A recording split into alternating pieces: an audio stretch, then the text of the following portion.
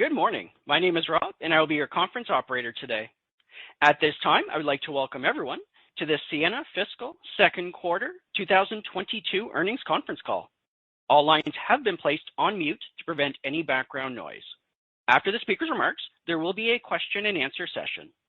If you would like to ask a question during this time, simply press star followed by the number 1 on your telephone keypad. If you would like to withdraw your question, again, press star 1. Thank you. Greg Lamp, Vice President of Investor Relations. You may begin your conference. Thank you, Rob. Good morning, and welcome to Ciena's 2022 Fiscal Second Quarter Results Conference Call. On the call today is Gary Smith, President and CEO, and Jim Moylan, CFO. Scott McFeely, our Senior Vice President of Global Products and Services, is also with us for Q&A. In addition to this call and the press release, we have posted to the investor section of our website an accompanying investor presentation that reflects this discussion as well as certain highlighted items from the quarter. Our comments today speak to our recent Q2 performance, our view on the current demand environment and supply chain conditions, as well as discussion of our financial outlook. Today's discussion includes certain adjusted or non-GAAP measures of Ciena's results of operations. A detailed reconciliation of these non-GAAP measures to our GAAP results is included in today's press release. Before turning the call over to Gary, I'll remind you that during this call, we'll be making certain forward-looking statements. Such statements, including our quarterly and annual guidance, discussion of market opportunities, and commentary about the impact of COVID-19 and supply chain constraints on our business and results, are based on current expectations, forecasts, and assumptions regarding the company and its markets, which include risks and uncertainties that could cause actual results to differ materially from the statements discussed today. These statements should be viewed in the context of the risk factors detailed in our most recent 10-K filing and our upcoming 10-Q filing, which is required to be filed with the SEC by June 8th, and we expect to file by that date. Ciena assumes no obligation to update the information discussed in this conference call, whether as a result of new information, future events, or otherwise. As always, we will allow for as much Q&A as possible today, though we do ask that you limit yourselves to one question and one follow-up, please. With that, I'll turn it over to Gary. Thanks, Greg, and good morning, everyone. This morning, we reported largely in line financial results when considering really a strong achievement against a backdrop of an increasingly challenging supply environment. This included revenue of $949 million, reflecting year-over-year growth of 14%, as we continue to take share and grow faster than the overall market. Building off an historic first quarter order flows, our order flow in the second quarter remained very strong, with a book-to-bill ratio well in excess of 1.5. As a result, we continue to grow our backlog. In fact, with continued strength in orders in recent periods, we have seen significant expansion in our backlog since the end of fiscal 2021, from about $2.2 billion to more than $4 billion exiting Q2. We are clearly seeing a number of positive demand trends at a secular level that we believe are very durable over the long term. And with our leading innovation, scale, customer relationships, and investment capacity, we will continue to capture market share. Ironically, this significant growth in demand for our technology has exacerbated the impact of ongoing global supply chain challenges on our business. And in fact, Q2 really presented the most volatile set of supply chain conditions to date, which in fact worsened as we moved through the quarter.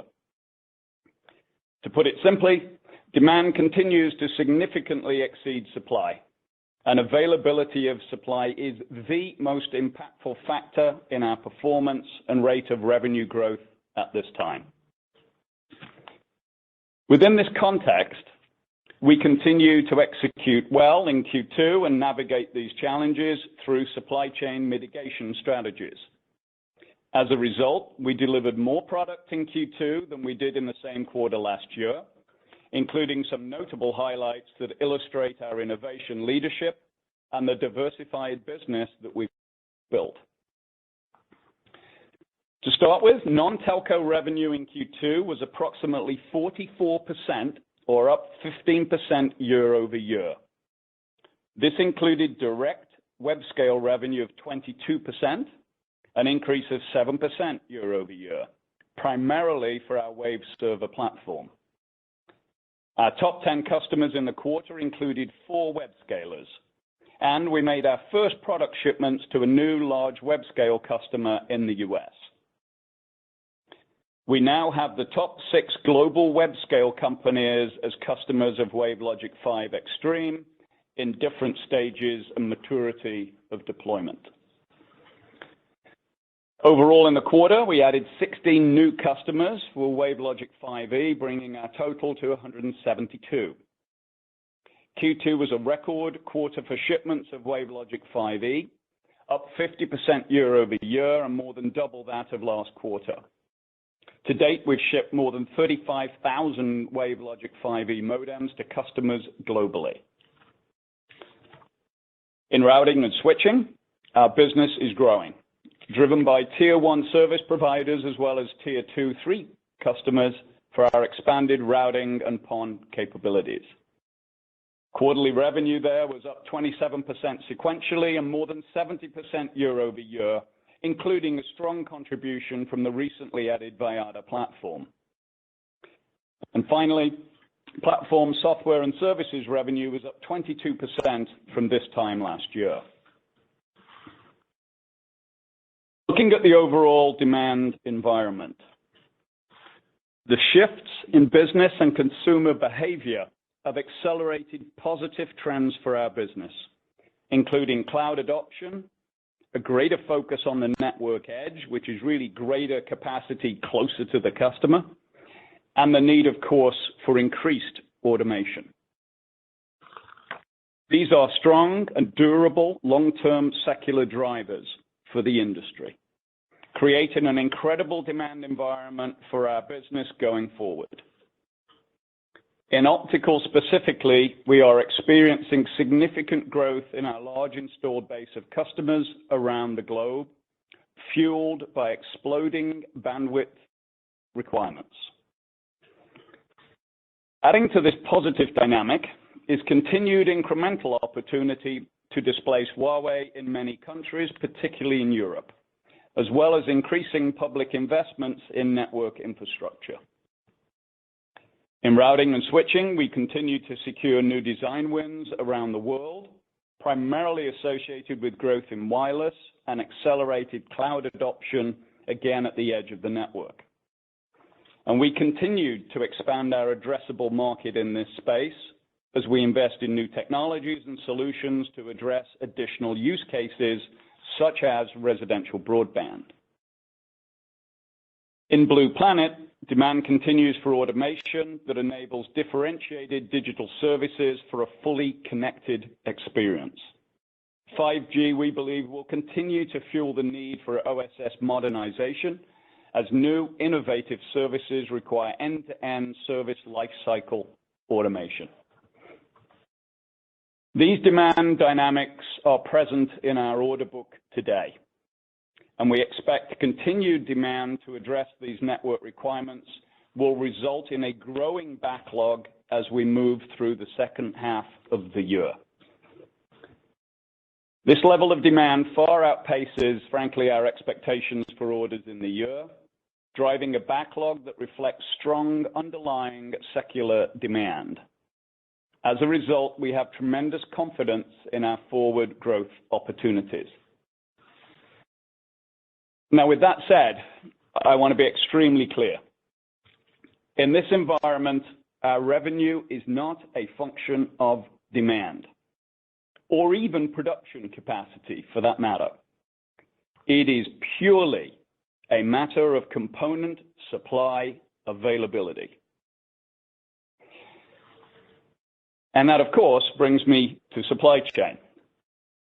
And as we all know, we remain in a very constrained supply environment, particularly with respect to semiconductors and integrated circuits. And I think it's important to remember that these particular parts are relevant to multiple industries, from telecom to consumer electronics to automotive and others, which only serves to exacerbate this global supply challenge. And of course, we continue to employ a range of supply mitigation strategies that we've previously discussed, including placement of large advanced purchase commitments for critical components in short supply with extended lead times, and qualifying engineering alternatives to expand our sources of supply. However, as I mentioned earlier, supply chain conditions appreciably worsened as we moved through Q2. Specifically, we saw a significant increase in both the volume and magnitude of supplier decommits that we weren't able to fully mitigate in two areas that are critical to our business. Firstly, a number of key optical subcomponent suppliers, as they themselves have publicly noted, have been unable to fulfill their supply commitments due to constrained access to semiconductors.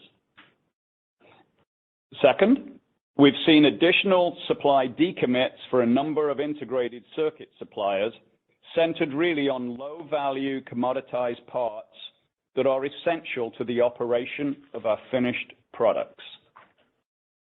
This second dynamic has been largely related to the COVID lockdowns in China. And while we have, by design, a very low overall supply chain exposure to China, our revenue is being affected given that China is effectively the primary source of many of these low-value commoditized parts that are essential to the production of IC and semis. On both of these issues, there simply aren't enough parts to go around and satisfy demand across a number of industries and market segments. Just to reiterate, these dynamics do not represent a Ciena-specific challenge. Rather, this is an industry-wide global challenge. And despite the willingness of network operators to spend, we expect that the length and severity of current supply conditions will impact both overall industry growth rates and, of course, our own revenue growth. That said, when our industry begins to see improvement in supply dynamics, our scale, investments, customer relationships, and strong balance sheet puts us in the best possible position to service industry demand. With that, I'll turn over to Jim for more detail on Q2 and to discuss our guidance. Jim. Thank you, Gary. Good morning, everyone. We delivered Q2 revenue of $949 million in line with our guidance. Adjusted gross margin in the quarter was 43%, also in line with our guidance and consistent with our expectation for a revenue mix that includes a larger proportion of lower margin common equipment. It also reflects significantly higher component costs and also higher logistics expense. We expect these dynamics to continue as we move through the remainder of this year. Adjusted operating expense in Q2 was $301 million. It is important to point out that while our results were in line with guidance, this achievement was a significant task in the current environment and required outstanding execution across a number of functions inside Ciena. Moving to profitability measures, we delivered adjusted operating margin of 11.3%, adjusted net income of $76 million, and adjusted EPS of 50 cents. In addition, in Q2, cash from operations was $106 million, free cash flow was $86 million, and adjusted EBITDA was $129 million. We ended the quarter with approximately $1.6 billion in cash and investments. Also in Q2, we repurchased approximately 1.5 million shares for $87 million and received 900,000 shares of common stock pursuant to the final settlement of the accelerated share repurchase program, which we implemented earlier in the year. We continue to expect to repurchase approximately $250 million of shares in fiscal 2022, in addition to the ASR. Turning to guidance, Overall, industry supply chain conditions make providing guidance extremely challenging at this time. Conditions were more difficult in Q2 than in previous quarters, mainly because of a higher number of decommits from our supply base, caused both by semiconductor availability and China lockdowns. Demand drivers are very robust, but as Gary said, in this environment, our revenue is not a function of demand. It is purely a matter of component supply availability. Also, with the current state of the supply chain and the resulting greater uncertainty, there is a wider range of potential outcomes in the coming quarters than has been the case. As always, though, we are providing our best perspective today about our expected performance in Q3 and for the fiscal year. Importantly, this view assumes that our component suppliers deliver on their most recent commitments and that we don't encounter any substantial new decommits that we cannot successfully mitigate.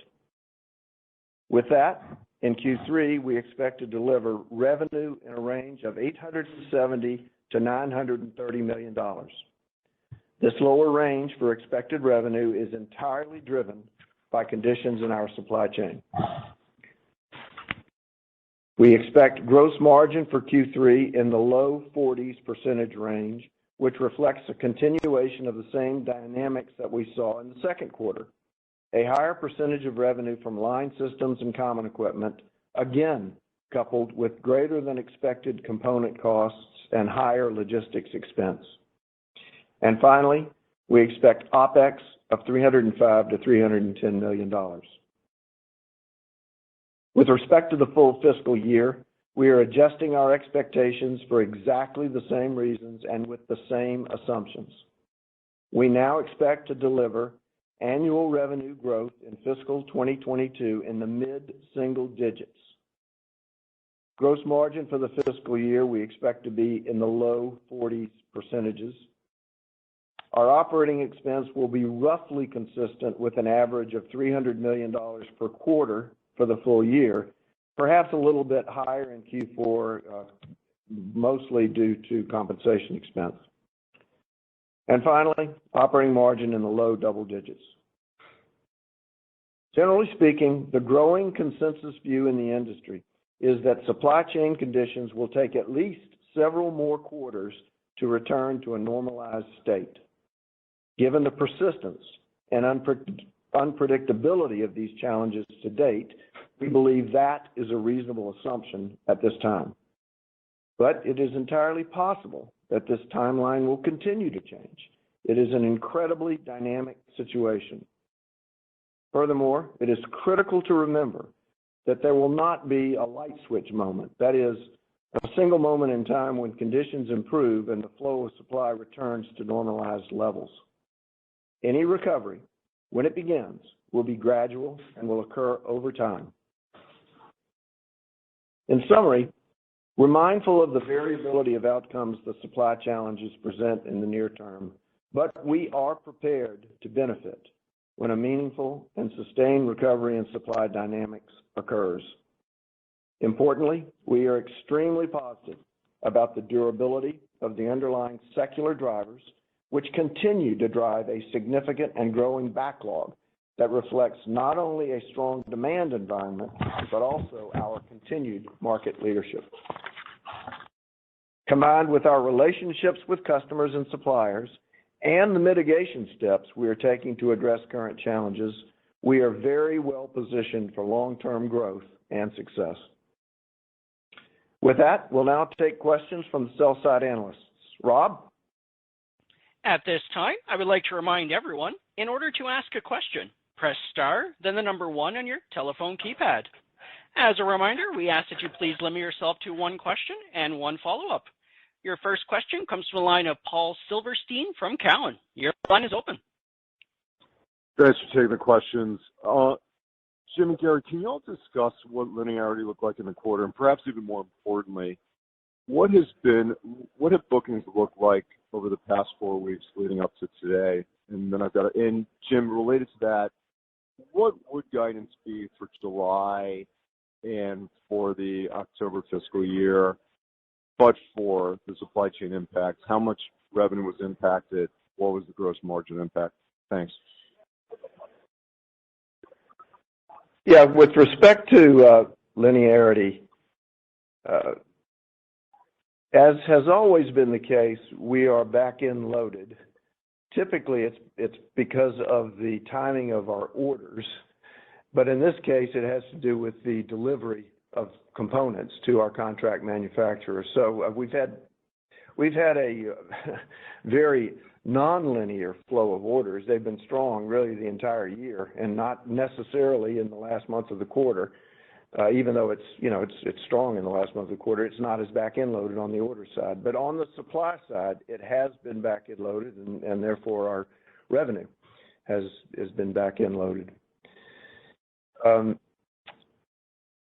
Paul, the other thing I would add in terms of the linearity of orders, as Jim said, it's been pretty consistent. Q2 was over 1.5. Ratio to revenue, and we expect to continue to build backlog for the second half of the year as well. So we are seeing very consistent, demand, which is really driven by just the increase in traffic and the adoption of cloud at both the consumer and enterprise level on a global basis. So, initially there was a little bit of catch up, and then there's some forward ordering, but it's not that much. We've only got in 23, requested, we've only got a few $100 million. Most folks would take everything we've got right now. So, that's why we talk to, this very sustainable order flow demand. And to your specific question about what our guide would have been, it's a number that is almost, beyond the pale, Paul, because we've got a backlog of over $4 billion. As Gary said, only a few $100 million of that is true 2023 demand. All the rest of it is asked for by the customers in this year. So our revenue for this year would have been extremely high if we were able to get the components to manufacture it. Now, I don't think people should take that as if you just run the numbers there and figure out what our revenue could be this year, you shouldn't take that as our run rate. This is a catch-up. It's the fact that they're all trying to get ahead of everybody else with their orders, but it does speak to the strength of demand and what we think is very durable demand. Jim, just to be clear, I don't think you provided the backlog number last quarter. It was $2.17 billion coming out of October.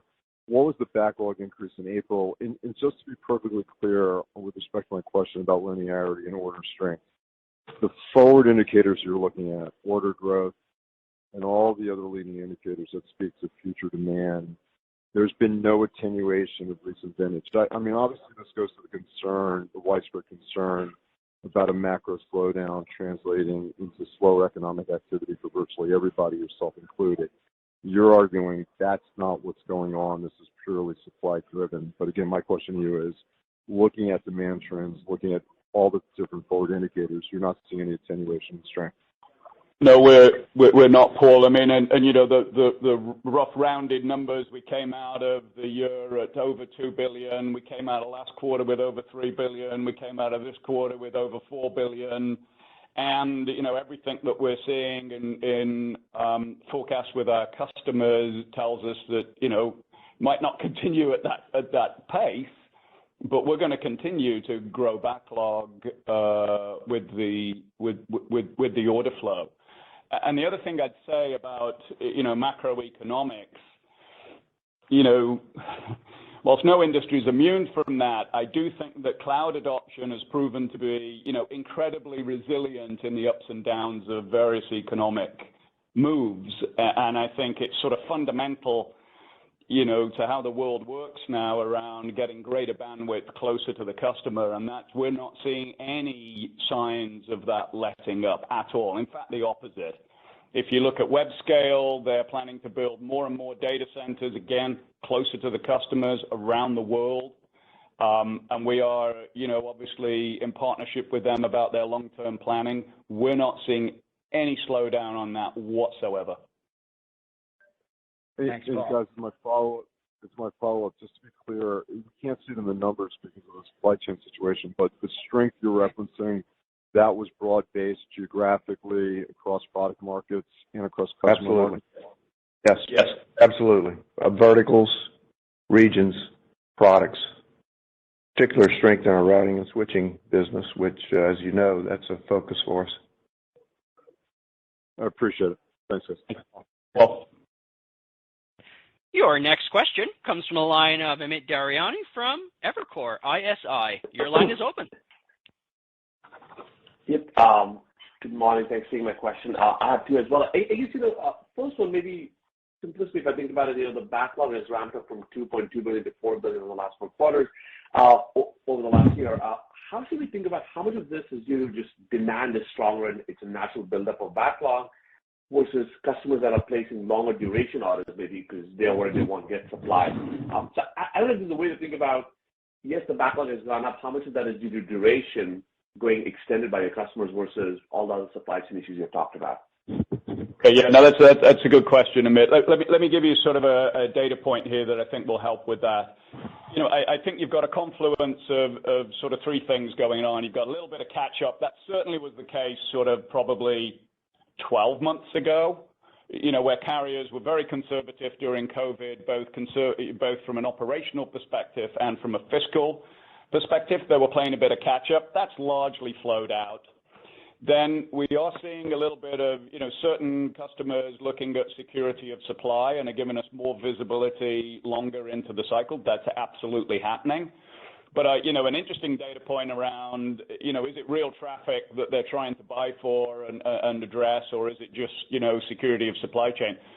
Of the $4 billion, plus, in hardware, we've only got a few $100 million that is requested for 23. All the rest of it is requested for 22. Now, that's not going to happen, clearly, for all the reasons that we've just talked about. But it does give you, I think, a great insight into the fact that there's not that much forward ordering in that backlog. This is real demand that folks want. And just another clarifying couple of points here. Our backlog is definitely a double-edged sword here. It's great to have the demand. It's great that the orders are placed on us as compared to our competitors. But part of the reason that we have such a big backlog is because our lead times are longer than we'd like them to be. And we're not making our customers delighted as we like to do. And so the fact is that when we get new orders, which we've had a ton of this year, most of them are being scheduled out in the latter part of this year, in some cases into 2023. As Gary said, it's not really 2023 demand, but that's when we can deliver it. So it's, as we say, it's a double-edged sword. We're glad we have the orders, but we'd like to delight our customers.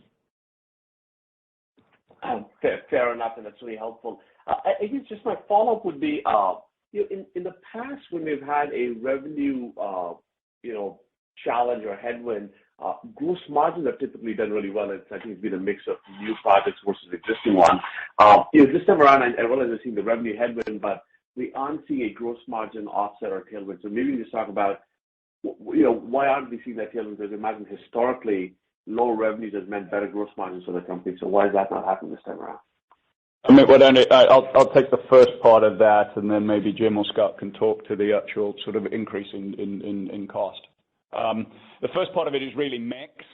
And so, Amit, what we're seeing is, remember, we've won a lot of new global strategic carriers and web scale build-outs that we're now deploying. So a lot of that is really, commons and line systems, which tends to be lower margin. So just the general mix on the business, given the size of it, even though routing and switching is doing well and software is doing well, it really, the large part of the mix is around those line systems right now. And now it bodes extremely well for the future, because then we can put in, cards and modems, which tend to be higher gross margins. So you've got a different mix really based on the demand that we're seeing, and a lot of it's new builds that we're both with new customers and with existing folks. Yes, and just to put some numbers on it, Amit, remember the last time we've talked about what we believe to be our long-term gross margin, or run rate gross margin, I should say, is around mid-40s. We said 44 to 46%. So, I'm going to shorthand it at 45%. When we went into COVID, there was a smaller percentage of new builds because of the difficulty of getting supplies and people out to locations. And so we had a higher percentage of capacity adds, which are higher in gross margin. So we enjoyed that. But we said as we entered this year that we thought that our gross margin this year was going to be 43 to 46 overall, because we did expect a higher proportion of new builds and commons and photonics, which are inherently lower margin. That was our expectation coming into this year. Now, what's happened is we are seeing that, but we're also seeing significantly higher premiums that we're paying to get parts. We're trying our best to supply our customers, even if it costs us money and gross margin, which it is, and also higher logistics costs. The rough math for the effect on this year's gross margin of those two latter points, meaning premiums and logistics costs, is roughly 400 basis points. You can think of it that way. So you can do math and get to where you think our gross margin might be without these. We are reasonably confident that we're going to get back to those mid-40s at least as we come out of this supply chain situation, but we can't give you a prediction as to when it's going to occur. Thanks, Amit. Appreciate the question. Thank you. Your next question comes from the line of Tim Long from Barclays. Your line is open. Your next question comes from the line of George Notter from Jefferies. Your line is open. Hi, guys. Thanks very much. I guess I wanted to ask about purchase commitments. I think you said in the monologue that one of your mitigating initiatives was to ramp up purchase commitments. Could you tell us what that purchase commitment number was? And I think if I recall correctly, when you printed the 10K, that number was about $430 million. So I'm just curious if that number is up. Yeah, that's up quite significantly, George. It's up to about $1.8 billion today. We've essentially laid out to our supply chain at least the next 18 months of what we see as demand. So if they deliver on that, we're going to do very well. Got it. Okay. And then the other thing I wanted to ask about was, your inventories started to inflect, I think, just a couple of quarters ago. Look, obviously, this supply chain environment has been around for a couple of years, and so purchase commitments are just inflecting now. Inventories are just inflecting in the last quarter or two. I guess I'm wondering if, this is more an execution issue at Ciena, or do you think, by and large, you guys have executed as well as anybody else? Let me take the first part of that, George, and maybe Scott can talk to the inventory a little more precisely. I mean, listen, I think to date we've navigated it extremely well. I mean, you look at the performance. We shipped more in the second half than we did in the first half than we did in the previous year. Revenues are up 14% in the quarter. So I think, the numbers talk to themselves, particularly when compared to the competition. So we're a much larger installed base. We're a much larger business with larger market share, but we're still growing the business and shipping more. It's not where we want to be or where we could be if we had supply. So I think generally we're navigating through better than anybody else, but it's not, it isn't where we want to be as Jim said, from a customer satisfaction point of view. And George, just to speak a little bit to the inventory position, a couple of dynamics there that are all rooted in conscious decisions, and it really relates back to Jim's comment of we're not pleased with the way we're servicing our customers. So we are making investments in component inventory where we can get our hands on it, in preparation for, the last remaining items that come in order for us to turn it into finished goods, so that we can do that very quickly for our customers when they become available. We've also complemented that with, manufacturing capacity expansion. So again, we can turn components into finished goods as fast as possible for our customers. So it was a conscious decision. If you look inside that inventory number, you'll see it, more of it has shifted actually to the component level versus the finished goods level as well. And you can see that dynamic happening. And just to the point of our purchase commitments, George, if you read the statement and how we describe it, we talk about non-cancelable purchase commitments. If you think about there are certain procedures that we have to go through in order to cancel, but our actual total purchase commitments, even a year ago, were much higher than the $400 million that we disclosed because we considered that a lot of it was cancelable. Today, given the demand situation, we've sort of viewed that essentially all, perhaps not all, essentially all of our forward purchase commitments as non-cancelable because we're not going to cancel them. We need the stuff. So if you could see inside that logic, you would have a different view of what our total purchase commitments were even a year ago, and a lot higher. The other thing I'd add to that, George, is that I just remind everybody that's raw component cost. There's no transformation on that. That doesn't include the inventory that we've got on state. So if you add all of that lot together, we basically have provided commitments out to our supply chain for key elements for the next 18 months. As I think about the kind of manufacturing side of this, I know, for example, going back to OFC, we were talking to some of your customers. I know lead times were more than a year. Where are lead times now? And do you think there's some potential for you guys to lose share, now that we're hitting, again, longer and longer lead times, and it's frustrating for customers? Yeah, lead times, George, are 100% a function of the component availability. It's not a function of our manufacturing capacity. So I'll point that out. And the numbers you sort of quoted is kind of in the range of where we're sitting today from a lead time perspective. And bending the curve on that again goes back to when do you believe the component supply industry starts to show better performance?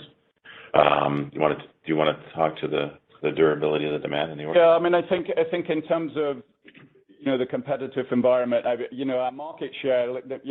Let's look at a couple of data points here. Our market share in the first half, we think, increased 1% during all of this. And that's revenue. That's not. And that's absolute revenue. Yeah, that's not shipments. I mean, we shipped actually more than that, but it's that's excluding China. So we grew 1%. And I think the other two data points is our revenue grew more than the competition in the first half. So we're shipping more, and we're a much bigger company than a lot of those folks in optical share. And then the other testament to it is the order flow. I don't think anybody is seeing the kind of order validation from the customers, knowing what our lead times are, and we're still increasing our backlog. We've been very transparent with our customers, but remember, our products are highly differentiated. We have by far the best technology and relationships with these customers. And I think global scale and balance sheet and those relationships are absolutely critical to coming through this with a winning hand. And that's what we're focused on. And just as importantly, all of our competitors are looking at the same supply chain conditions that we are. And so it's unlikely that anybody is looking at wildly different lead times than what we're able to provide. Great. Thank you. Thanks, George. Your next question comes from the line of Fahad Najam from Loop Capital. Your line is open.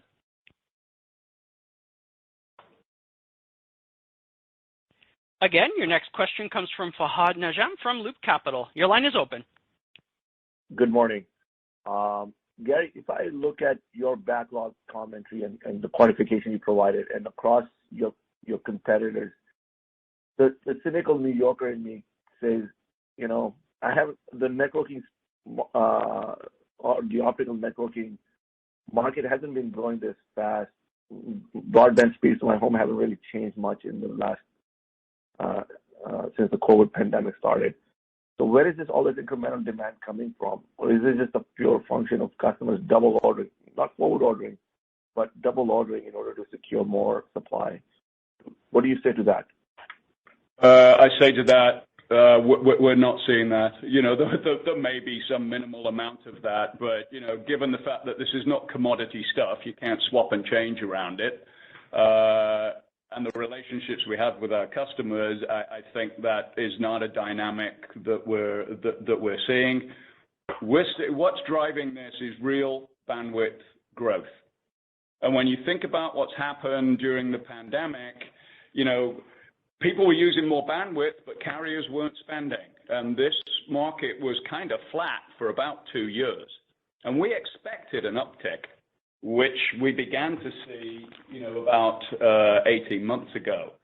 So I think it's, the demand from the customers has continued to increase from the consumers of this, both the consumers and the enterprise space. What we're seeing is just an uptick in cloud adoption, both at a personal level and at a global enterprise level. It's about getting bandwidth much faster, closer to the customer in their various forms.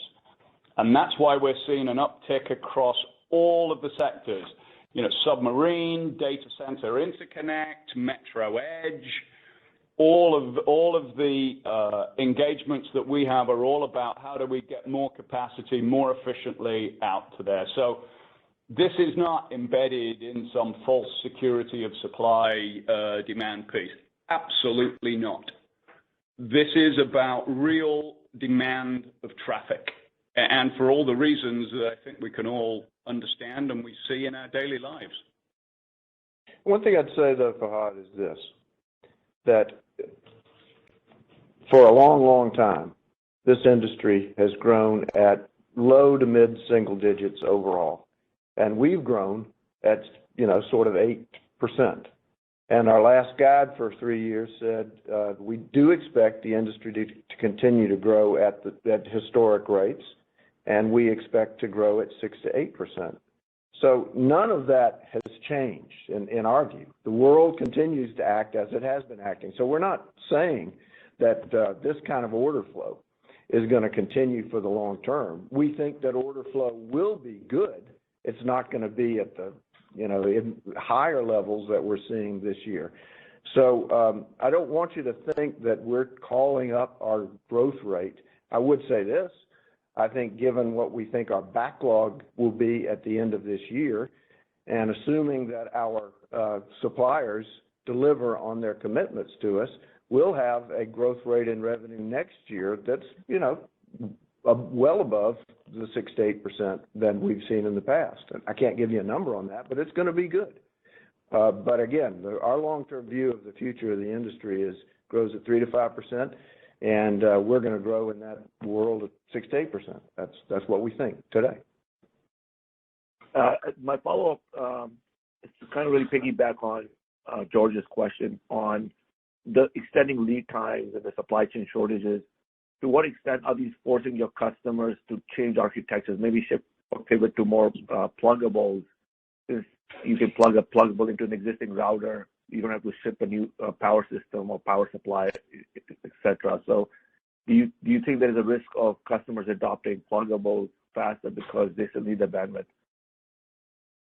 No, not at all. In fact, I think, ironically, the dynamic may be the opposite, because in order to take advantage of those pluggables, you actually have to upgrade your entire switching and routing infrastructure to a 400 gig infrastructure. That is constrained by the supply chain as well. Appreciate the answer. Thank you. Thanks, Fahad. Your next question comes from a line of Tim Long from Barclays. Your line is open. Thank you. Sorry about that before. Two questions, if I could. First, let's just beat a dead horse, and then a second one. Jim, or Jim and Gary, the last guidance implied, no decommits.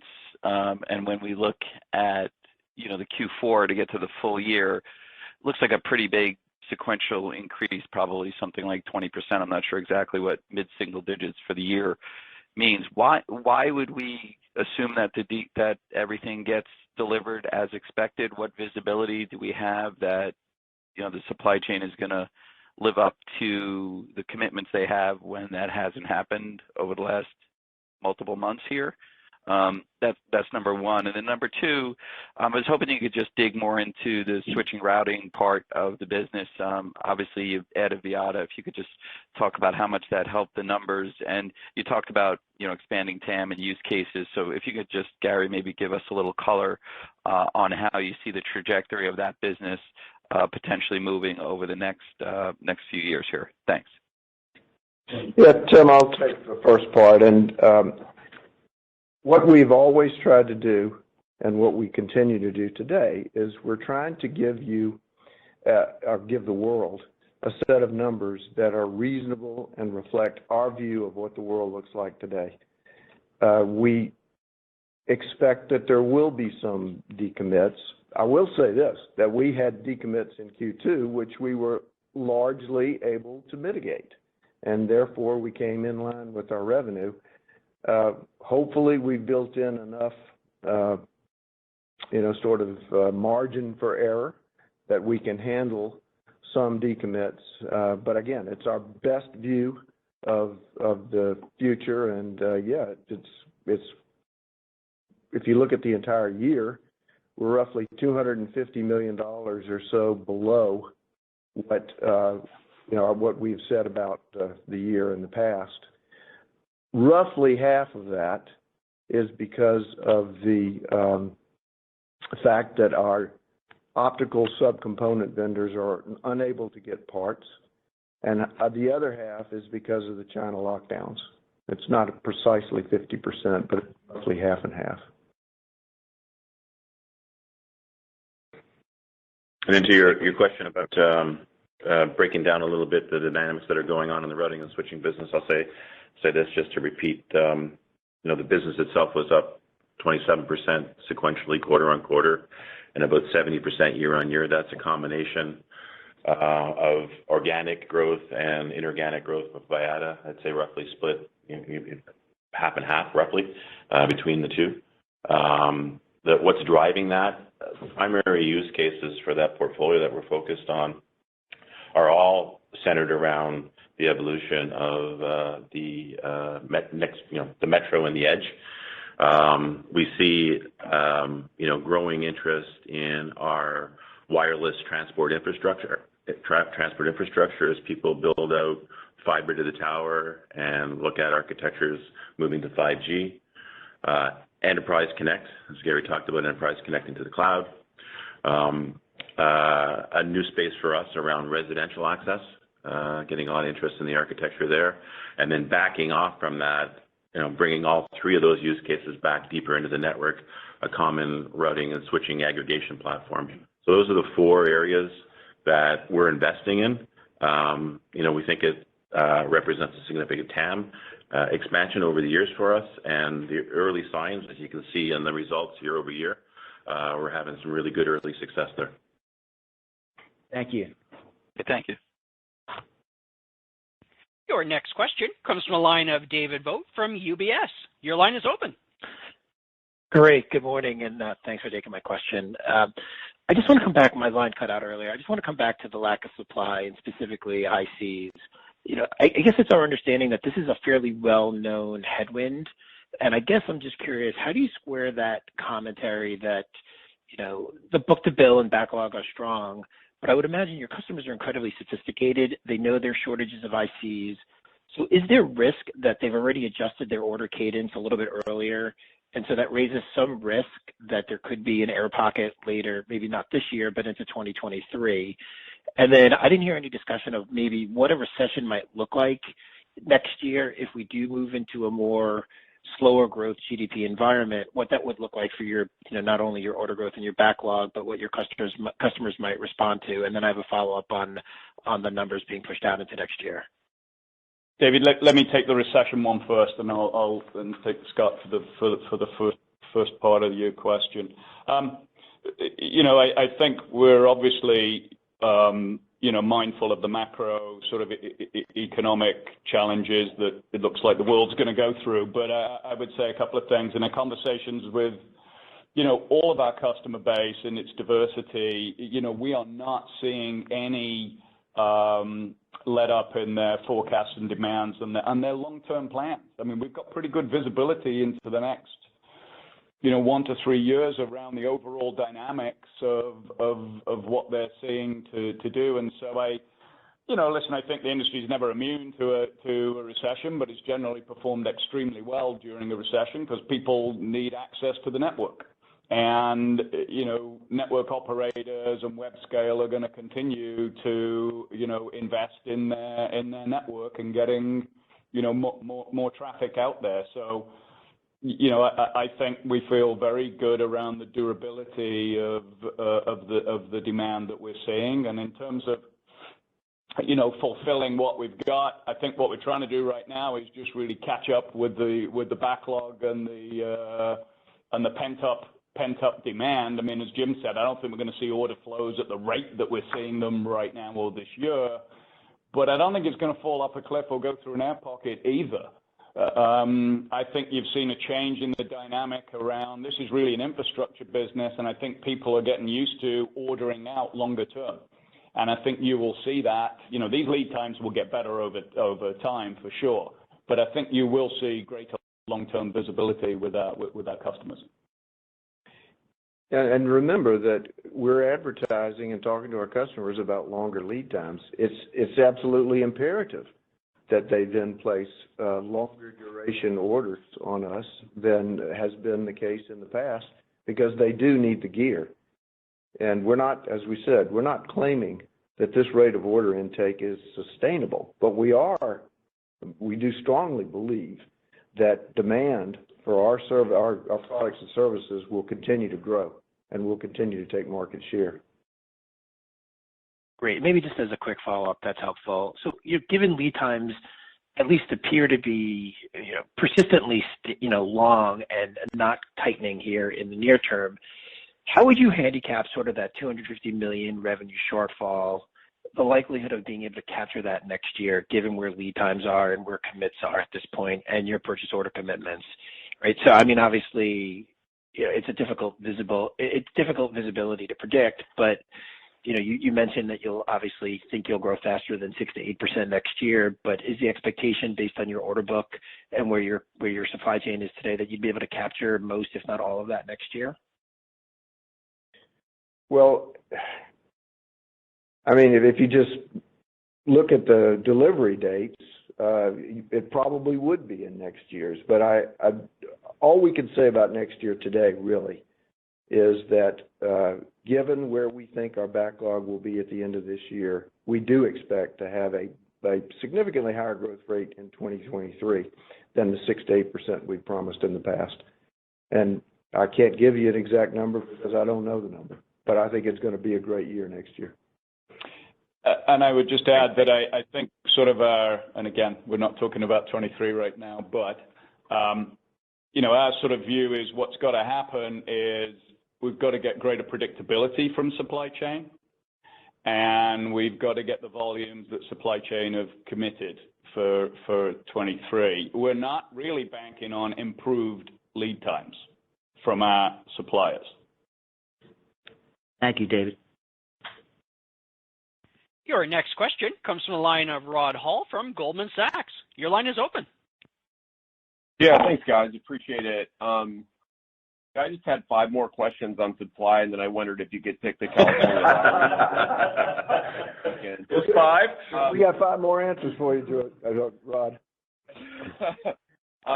No, I wanted to dig into the verticals a little bit. I'm just looking at the cable number was kind of usually that's seasonally up in April, and it kind of flatlined. I don't know if that's supply oriented, so I just wondered if maybe you could talk a little bit about the demand dynamics there. And then likewise, government is up a lot. I mean, that was a big number in April. Just curious if you guys could dig into those vertical demand dynamics a little bit. How much is affected by the supply? How much of this is demand? But just curious what's happening there. Thanks. Yeah, well, I would say the cable piece is purely supply. I mean, we're seeing very, very strong demand out of that, and it could have been a lot greater if we'd have had, I hate to use the S word again, supply. So I don't think there's anything to that. Government, there was a couple of larger projects that we delivered in the quarter. You get a lot of ebbs and flows on the government stuff, very project based. But I think the cable space, together with the sort of tier one carriers in North America, very, very robust demand, and again, is really a function of just us supplying. And do you think, I mean, the government number, Gary, does that kind of ratchet back down again? April just was a pulse of project-oriented revenue, or is that? Yeah, I think the forecast for it, depending on the ability to ship, but I think that's likely to go down in Q3. But we are seeing, if we step back from those ebbs and flows, we are seeing a sort of consistent investment by the government in their networks for all kinds of reasons that we can all probably know. And so we do feel good around that space. And I think, I appreciate you highlighting it. We feel good around that for the next few years.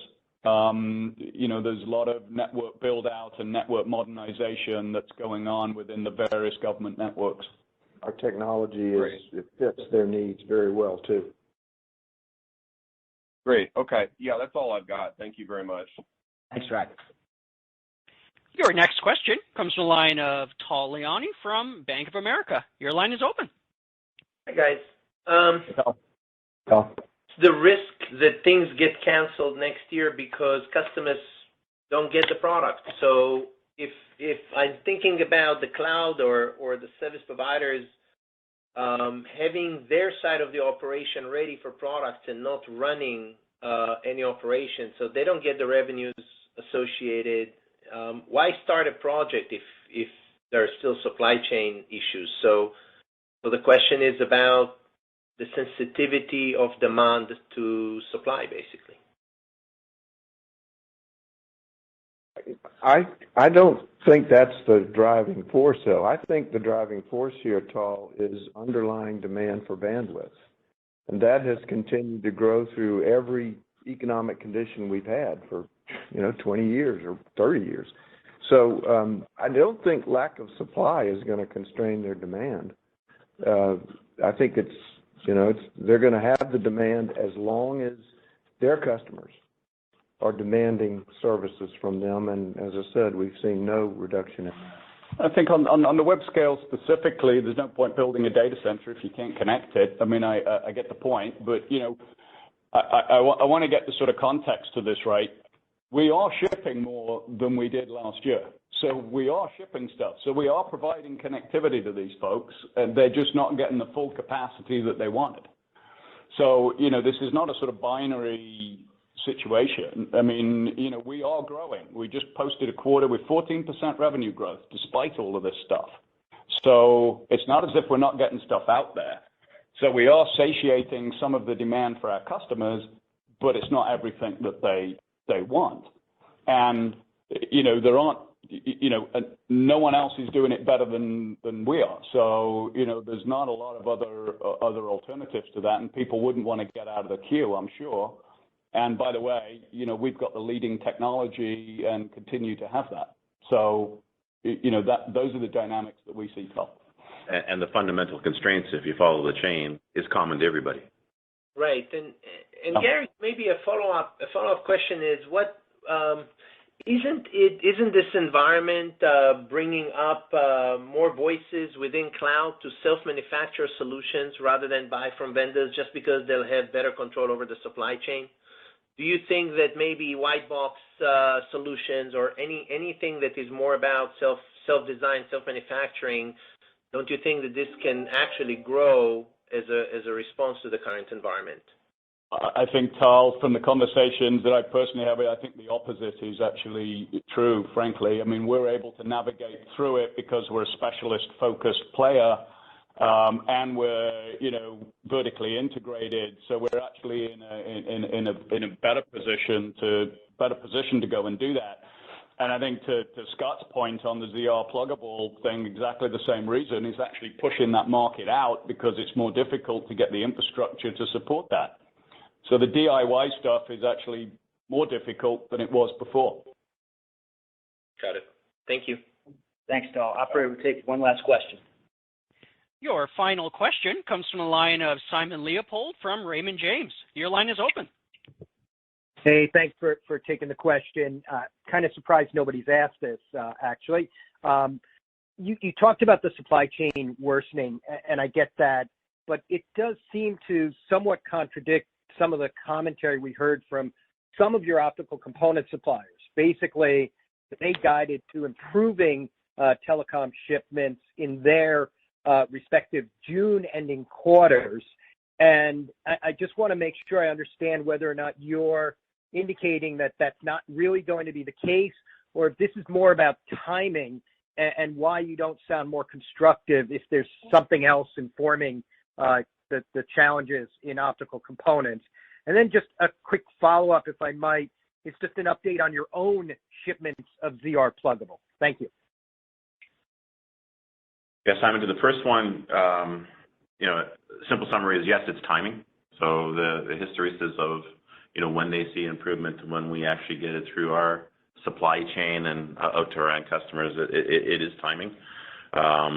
They did talk, though, about the gap, or some of them talked about specifically to the gap that they had in their June quarter. So if you map that to our timing, it has, an impact on our Q3 and to some degree on our Q4 as well.